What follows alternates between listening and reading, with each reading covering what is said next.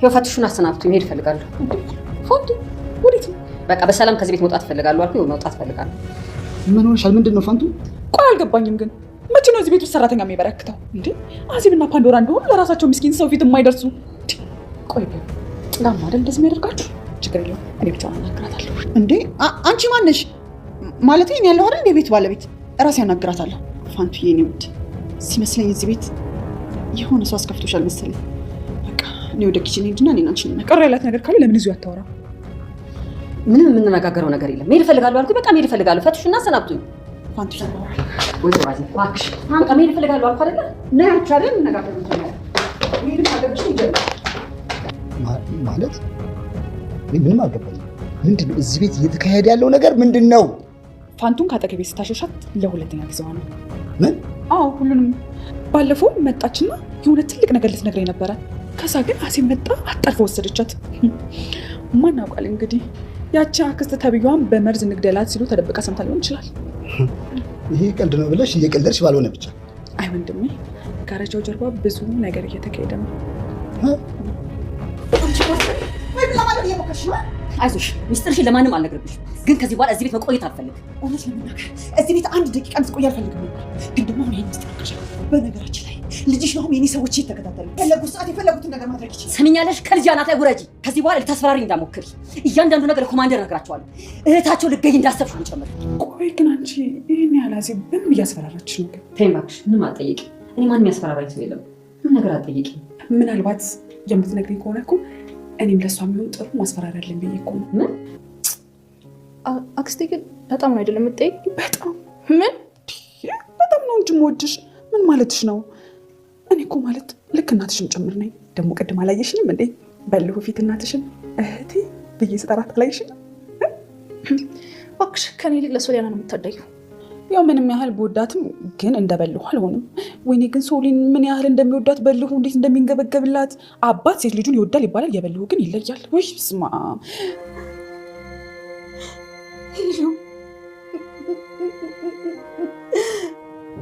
እውነት እናቴ ነሽ?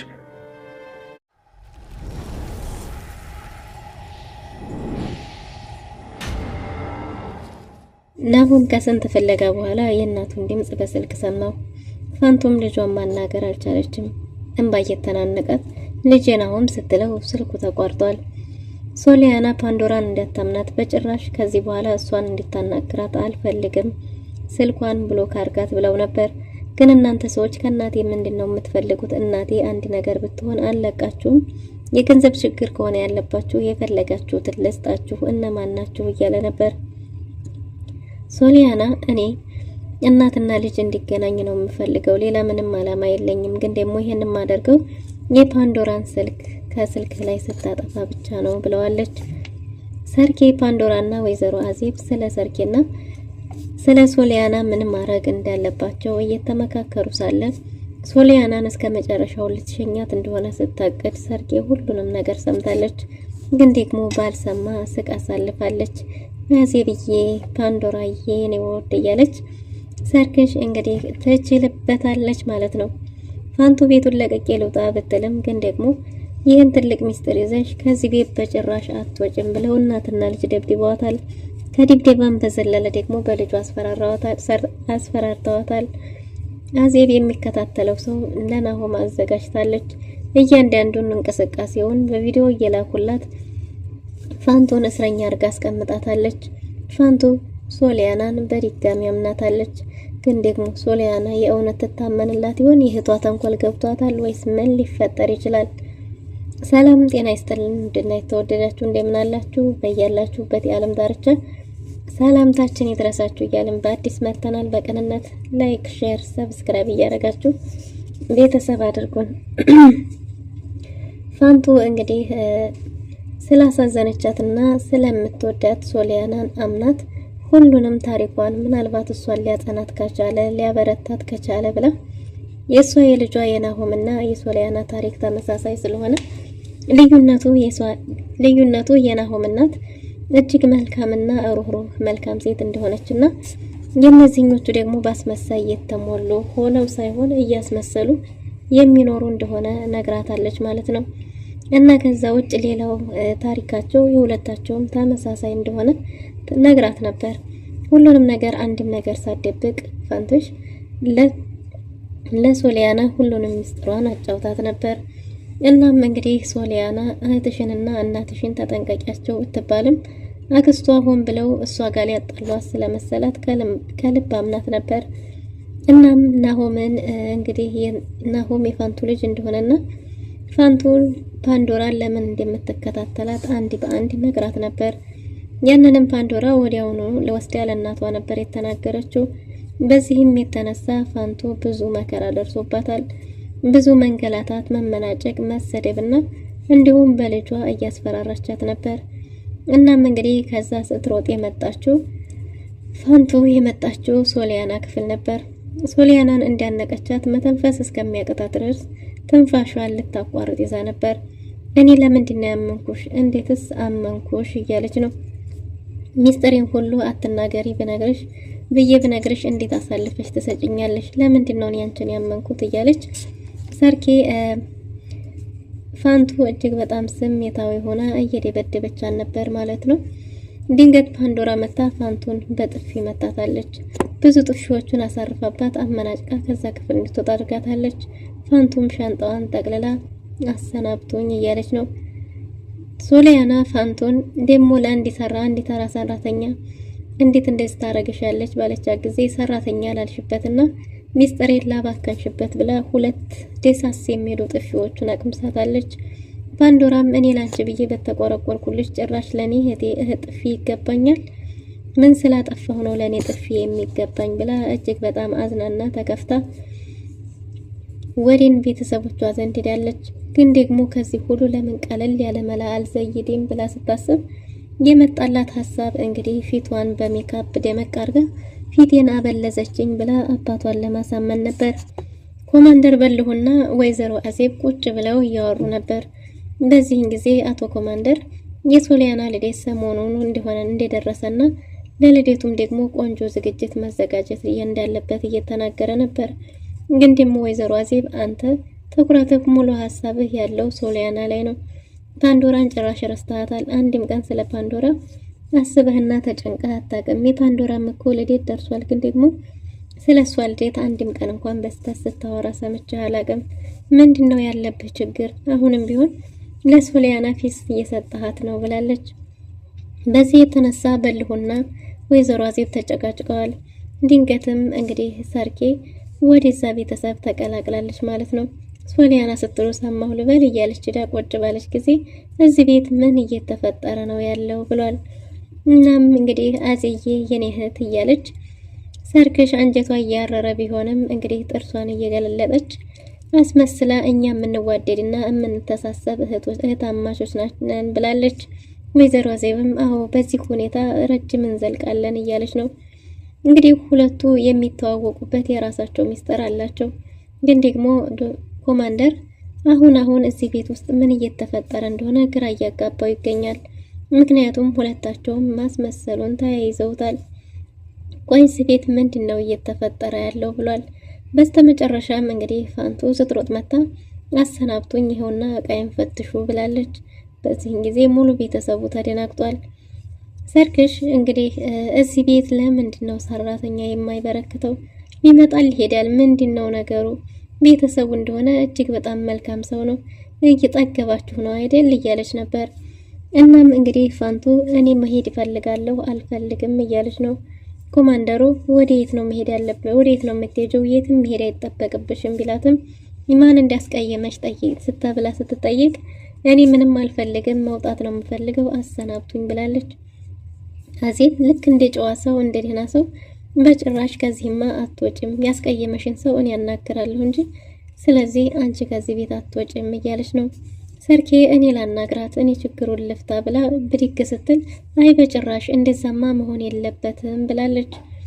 እንግዲህ ወይዘሮ አዜብ እኔ ብቻ ነኝ ላናግራት የምችለው ብላ ሰርኬን ፋንቱን አስገድዳ ወደ ክፍሏ ወስዳታለች። አቶ በልሁም ምን እየተፈጠረ ነው እዚህ ቤት እየተፈጠረ ያለው ነገር በጭራሽ ሊገባኝ አልቻለም እያለ ነው። ግን ደግሞ ሰርኬ ምናልባትም ፋንቱን ከኔ እንዳትቀርብ ስታርቃት ለሁለተኛ ጊዜ ነው። ትናንትም ስትሮጥ ክፍሌ መጣ የሆነ ነገር ልንገርሽ ብላኝ ነበር። ልትነግረኝ ስትል መጣ አጣድፋና አመናጭቃ አባረረቻት። አሁንም ደግሞ ለሁለተኛ ጊዜ ነው። ምናልባትም አክስትየዋን እናስወግዳት ሲሉ ሰምታ ይሆናል ብላ ፈገግ ስትል እንዴ ይሄ ያስቃል እንዴ? ምን አይነት ቀልድ ነው ደግሞ? ምን አይነት ቀልድ ያመጣችሁ? እንዴት ሰው በዚህ ይስቃል? ብሎ ኮማንደር በልሁ ተበሳጭቷል። ሰርኬም አንዳንድ ነገሮችን እንደዚህ በቀልድ ካልሆነ በስተቀር በጭራሽ ልታልፋቸው አችልም። በቀልድ መካከል የሚናገሩ ነጥቦች በጣም ትልቁም ነገር አላቸው። በመጋረጃው ጀርባ ስንት ነገር እየተከናወነ እንደሆነ ብታውቅ ብለዋለች። ሴሪ እንግዲህ በተለያየ መንገድ ወንድሟን ከእንቅልፉ ለመቀስቀስ የወንድሟን ልጅ ለመጠበቅ እየሞከረች ነው። ግን ደግሞ አሁን ወጥመዱ ለሷ ነው። እናም ፋንቱ ያለቻት ነገር ደግሞ ምንም ሰላም ሊሰጣት አልቻለም። ፋንቱ ልትነግረኝ የነበረው ነገር ምንድነው የሚል ጥያቄ ወደ አእምሮዋ በተደጋጋሚ ይመላለሳል። ከዛም ነፃ ለመሆን ፋንቱን አግኝታ ለማናገርም በጭራሽ እድሉን አዜብ አልሰጠቻቸውም ማለት ነው። እናም እንግዲህ በስተመጨረሻም ፋንቱ ምንም ያጠፋችው ነገር የለም ብላለች ሶሊያና ጥፋቱ የኔ ነበር፣ እኔ ስላጠፋሁ ነው የተበሳጨችብኝ እንጂ ምንም አላደረኩም እያለች ነው። እኔ በሰራተኛ ስትደበደብ አንገቷን አንቃት የሶሊን ሳይ አላስችል ብሎኝ መተንፈስ ሲያቀታት ለሷ ባገዝኩ ነው በጥፊ የተመታሁ ብላለች። ግን ደግሞ ሶሊያና ሁሉም ነገር ጥፋቱ የኔ ነበር፣ ለዛም ተበሳጭታ ስለነበር ነው ትንሽ አንገቴን ያዘችኝ እንጂ ምንም አላደረገችኝም ብላ ለፋንቱ ጥፋቷን ሸፍናላታለች። በስተመጨረሻም አዜብ ክፍሏ ከወሰደቻት በኋላ ይህን የሚያክል ሚስጥር ይዘሽ ከዚህ ቤት በጭራሽ አትወጪም እያለች ነው። ፋንቱን መውጣት እፈልጋለሁ፣ እስከ መቼ እስረኛ ልታረጊ ነው? ስታይኝ ምን እመስልሻለሁ እያለቻት ነበር። ግን ደግሞ ይህን የሚያክል ሚስጥር ይዘሽ አትወጪም፣ ልጅሽ በእኔ ሰዎች ቁጥጥር ስር ነው ያለው ብላታለች። በጥፊም መታት። ስልክ ከደወለች በኋላ ሰዎቹ ያሉበትንና ናሆም ያለበትን በቪዲዮ የተደገፈ መረጃ እያመጣች አስፈራርታታለች። ፋንቱም ከዚህ በኋላ በጭራሽ ምንም አይነት ስህተት አልሰራም፣ የፈለግሽውን አረግልሻለሁ፣ እንደፈለግሽ ታዘዝሻለሁ፣ እባክሽ ልጅን ብላ ለምናታለች። አዜብም ከዚህ በኋላ ሁሉም ነገር ያንቺ ጥፋት እንደሆነ ሄደሽ ትናገሪያለሽ በቤተሰቡ ፊት፣ በዛ ላይ ደግሞ ከዚህ ቤት መውጣት እንዳታስቢ፣ ስለ ልጅሽ ከማንም ሰው ጋር እንዳታወሪ ብላ አስጠንቅቃታለች። ፋንቱ ወደ ቤተሰቡ ተመልሳ ጥፋቱ የሷ እንደሆነና ፓንዶራ ነግራት ሳይሆን እሷ በግድግዳ ስር ተደብቃ ሰምታ እንደሆነ ተናግራለች ማለት ነው። ይሄ ነገር ለቤተሰቡ አልተዋጠላቸውም። ሶሊያና ግን ነገሩን ስላመነች ሁሉንም ነገር ቤተሰቧን ይቅርታ ጠይቃለች። ግን ደግሞ ሴሪና አቶ ኮማንደር ይሄ ነገር በግልጽ የገባቸው አይመስልም። በተለይ ኮማንደሩ ምን እየተፈጠረ እንደሆነ ቤት ውስጥ ያለውን ነገር በጭራሽ አያውቅም። ሴሪ ግን ይሄ ሁሉ ተንኮል የነሱ እንደሆነ እየገባት ትመስላለች። እንግዲህ ፋንቱ ወደ ስራዋ ተመልሳለች። ሴሪ ያለችበት ክችን ውስጥ ድረስ ሄዳ ትናንት ምን ልነግርህ ነበር? በልጅሽ የሚያስፈራሩሽ ለምንድን ነው? ስለ ልጅሽ ለእኔ ካማከርሽኝ ግን እኔ በብዙ መንገድ ላግዝሽ እችላለሁ። ዋላ ልጅሽ ሲባል ካመንሽኝ ንገሪኝ። እነሱ በልጅሽ ከሆነ የሚያስፈራሩሽ እኔ ደግሞ እነሱን የማስፈራራበት መንገድ ያላጣም ብላት ነበር። ግን ፋንቱ ስላስጠነቀቀቻት አዜብ ያመነቻት አይመስልም። ግን ምንድነው ስናስወግዳት እና ጥፋት ሲሉ ሰማሽ እንዴ? ምንድነው የሰማሽው እያለቻት ነበር። እና ፋንቱ እኔ አንቺን ልልሽ የምችለው ራስሽን ጠብቂ ነው ብላለች። ፋንቱ በዚህ አጣብቂኝ ውስጥ ሆናም እንኳን ቢሆን አንዳንድ መረጃዎችን መስጠቷን አላቆመችም። አዜብም ቢሆን የደበደበቻት ሁሉንም ነገር ለኮማንደሩ እናገራለሁ ስላለች ነበር። ግን ደግሞ ለሴሪም በግልጽ ሁሉንም ነገር ባትነግራትም ራሷን እንድትጠብቅ እንድትጠነቀቅ አድርጋታለች። እንዲህ ምንም እንዲል አታደርጊኝ እባክሽ፣ ብቻ ግን አንቺ ዝም ብለሽ ራስሽን ጠብቂ ብላታለች። በምን እንዲያስፈራሩሽና ሚስጥሮሽን ንገሪኝ ብላ ጠይቃት ነበር። ግን ደግሞ ፋንቱ ለሴሪ አልነገረቻትም። ሶሊያና ተጸጽታ ፋንቱን ይቅርታ ልጠይቅ መጣለች። ፋንቱ እጅግ በጣም ከፍቷትና ያዝናለች። እንባዋ እንደ ጎርፍ እየወረደ እያለቀሰች ነው። እናም እንግዲህ ፋንቱን ይቅርታ ጠይቃት። ፋንቱም ደግሞ አንቺ ምን አጠፋሽ? ስህተቱ የኔ ነው፣ ምንም ቢሆን እጄን ላነሳ አይገባም ነበር አንቺ ላይ ብላታለች። አይ በጭራሽ ጥፋቱ የኔ ነው፣ አትንገሪ ያልሽኝም መናገር አልነበረብኝም። ግን ደግሞ አሁን ከዚህ በኋላ ልጅሽን አሁንም ቢሆን አናገናኝሻለሁ፣ በጭራሽ አልፈታሽም ብላ አስቸግራታለች። እኔ ሁለተኛ በድጋሚ ላምንሽ አልፈልግም፣ አሁንም እንዴት አምንሻለሁ ብላት ነበር። ግን ደግሞ ፓንዶራ ፈልጋ ከናሆም ጋር ልታገናኝሽ አስባለች ባለቻት ጊዜ አሁንም ድጋሜ ሌላ ስህተት ትሰሪያለሽ ሶሊያና ይቅርብኝ ብላ ፈርታለች። ሶሊያና ግን በጭራሽ አልፋታሽም፣ ልጅሽን ማናገር አለብሽ፣ ልጅሽ ምን አጠፋ? እኔ ራሴ ላይ ያለውን ጸጸት አውቀዋለሁ፣ እሱ ምን ባጠፋ ነው እንዲህ የሚገረፈው? በጭራሽ ልጅሽን ሳታገኘ አልተውሽም እያለቻት ነው። ፋንቱ ግን በጣም ፈርታለች። ግን ደግሞ ሶሊያና በድጋሚ ሌላ ስህተት ላሰራ ቃል ገብታላታለች። በዚህ ተስማምተው እንግዲህ የናሆምን ስልክ ሰጥታታለች።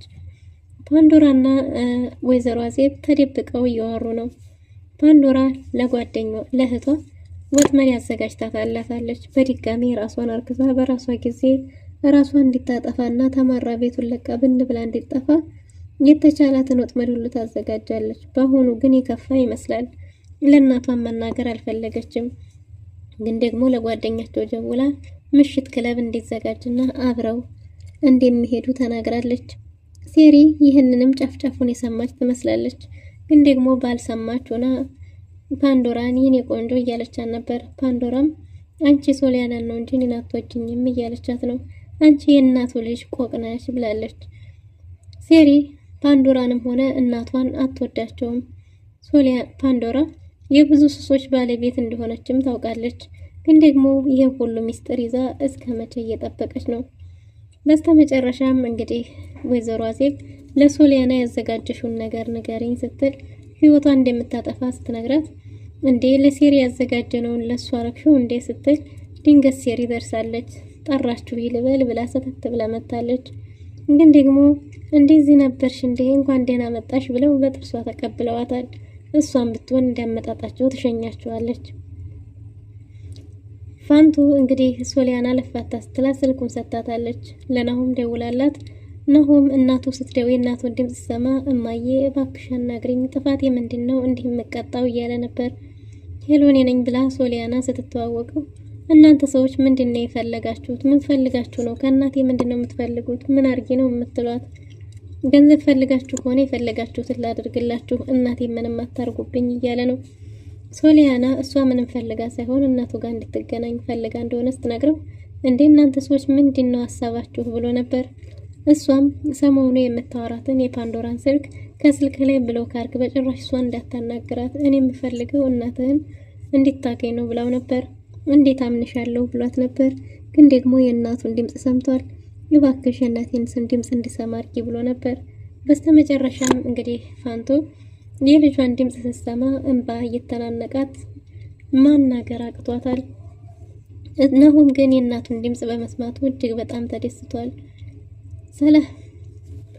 ውድና የተወደዳችሁ ለዛሬ የነበረን ቆይታ ይመስል ነበር። በቀጣይ እስከምንገናኝ መልካም ጊዜ